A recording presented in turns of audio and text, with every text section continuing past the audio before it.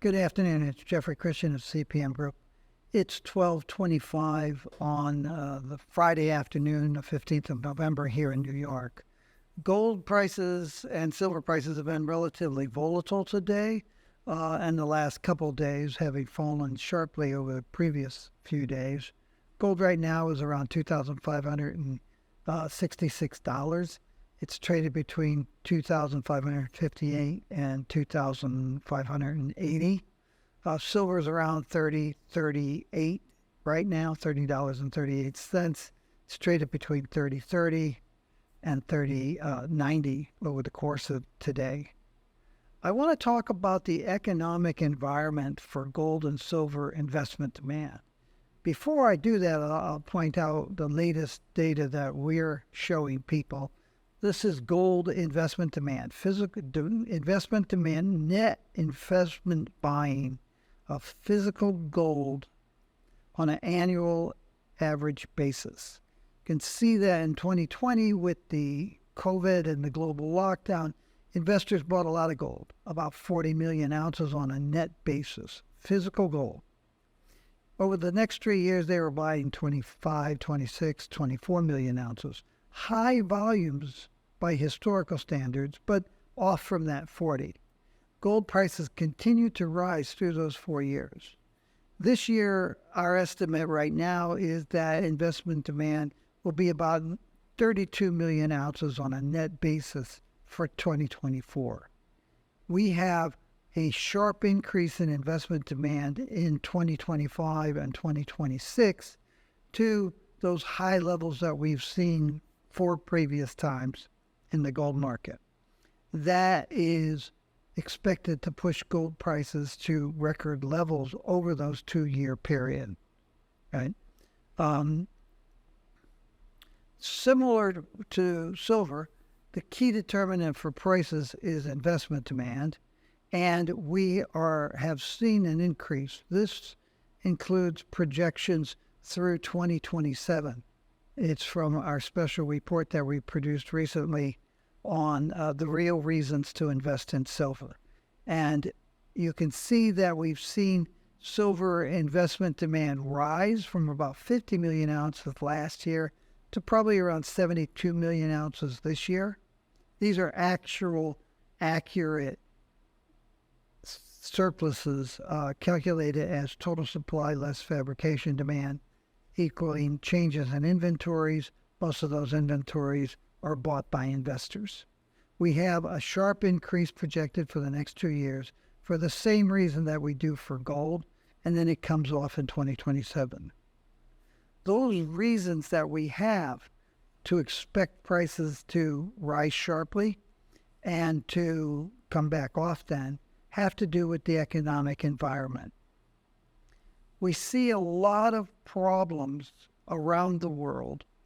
We have removed some of the uncertainties with the U.S. elections, but the presidency of Donald Trump and the unified Republican government across the presidency, the Senate, and the House raise a whole series of new uncertainties and risks for the global economy, the U.S. economy, global political, military, and economic conditions. And those issues are, in our view, likely to be more hostile over the next 2 years than they have been over the last 4 years. Now, speaking about the post-election conditions and what a Trump presidency and a unified Republican government means, it is our view, and it is an accurate view, that it is too early to say what a Trump presidency and a unified Republican economy government will mean for the economy, for world politics, for military trends.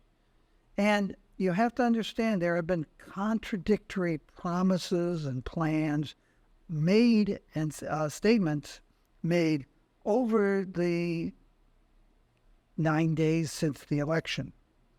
And you can see that if some of those plans actually came into being, which is totally questionable because there's this internal contradiction between things being said by the Trump group. It is possible that some of the policies that they have talked about could be extremely stimulative. The Congressional Budget Office is talking about adding $7 trillion to the national debt over the next 4 years on top of the $5 trillion baseline that they were already predicting. So you have an extremely stimulative fiscal policy if some of those things that they're talking about actually came to fruition. That could delay an economic slowdown and extend the period of time that we've been going through with relatively healthy, real overall economic growth. There are signs of a recession emerging, and our projections for the next 10 years are that there will be a recession, 2025, 2026. But the timing and depth and duration of that recession will depend heavily on, among other things, U.S. fiscal policy. Some of those things being talked about are extremely stimulative and could delay or obviate that recession for several years. But other things that are being said could be devastating for the U.S. economy and extremely contractionary. And you could see a recession arriving sooner and being deeper than otherwise would be expected. It's just too early to tell, right? Now, this chart shows our projections for real GDP over the next 10 years. We have a recession built in over the next 2 years, and then we have a recovery. But the recovery is to much lower levels, much weaker long-term growth than has been the case really since 1985 or so. We've seen much healthier growth rates in between the periodic recessions. We had a recession in 1981. We had another one in 82 and into 83. We had a recession in 1991 and one in 2001, and then the big one in 2007 to 2009, the manufactured one in 2020. Now, we could see a deeper recession sooner. It really is totally up in the air. But each time that we've had a recession, we've seen global GDP recover to 3%, 4%, 5%.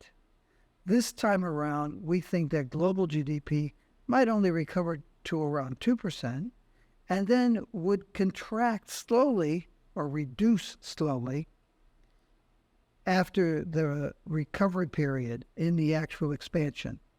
We think that the potential for real economic growth on a global basis, not just the industrialized world, but also the emerging and developing economies, and thus on a global basis, that the prospective real economic growth opportunities will be severely reduced by a variety of long-term trends that will worsen between now and 2027. These projections go out to 2033. It's a real issue that you have to look at. U.S. Treasuries have risen sharply. They got to about 5.3% for the 2-year securities. They're down to about 4.3%. At 5.3, they were roughly at the bottom of the range that we've seen from World War II into 2000. That was the first era of post-war interest rate policies and interest rate levels. Then we went into the zero interest rate phase, which really lasted more than a decade, almost 2 decades, before we started seeing interest rates rise. CPM Group agrees with the Fed, and it agrees with the ECB and others economists that we're not normalizing back to a pre-2000 level of 5% to 10% interest rates. I'm not quite sure where interest rates will go, they're declining right now. They will increase at some point over the next decade. We think we're going into a third era that will be radically different from either of the first two eras that we've seen. And that makes monetary policy decisions that much more complex. So it'll be a more treacherous period of time, which is something that we've actually been saying was going to happen for the last quarter of a century.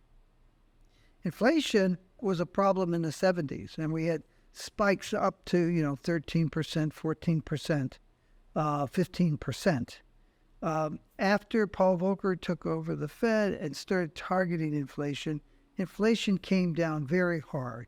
And from 1983 into 2020, inflation was largely between, say, 2% and 4%. A couple spikes up, a couple spikes below that.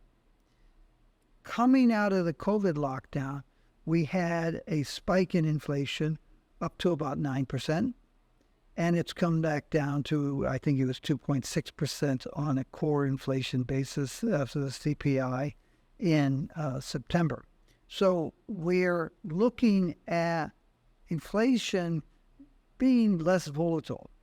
Our expectation is that inflation, as measured by the U.S. CPI, will be between 2 and 4% for most of the next 10 years. Lower during recessionary periods, higher during expansions and recoveries and expansions. And the world's not dumping dollars. This is only through September 20th. I didn't update it, but even September 20th, we had seen the dollar 1.7% higher than it was at the start of the year, and 3% higher than it was a year earlier in September of 2023. And the dollar, of course, has risen relatively sharply over the last 2 months since the 20th of September. It was up 11% from the 2021 low on this chart, and as of September, or as of the first quarter of 2024, it was up 37% from its cyclical low in 2011. So someone is clearly buying the dollar. A lot more dollars than other people are selling. The dollar is not being dumped. Nor are U.S. Treasuries. This is an update of the U.S. Treasuries, holdings of U.S. Treasuries by foreign and international holdings. You don't really know who they are, how much of it is governments, how much of it is corporations, investors, and institutional investors from outside of the United States. And there is a large portion that is held by corporations, pension funds, institutional investors, and high net worth individuals that are Americans that are holding their assets overseas for tax avoidance purposes. And they hold it in U.S. Treasuries so they don't have to worry about currency volatility.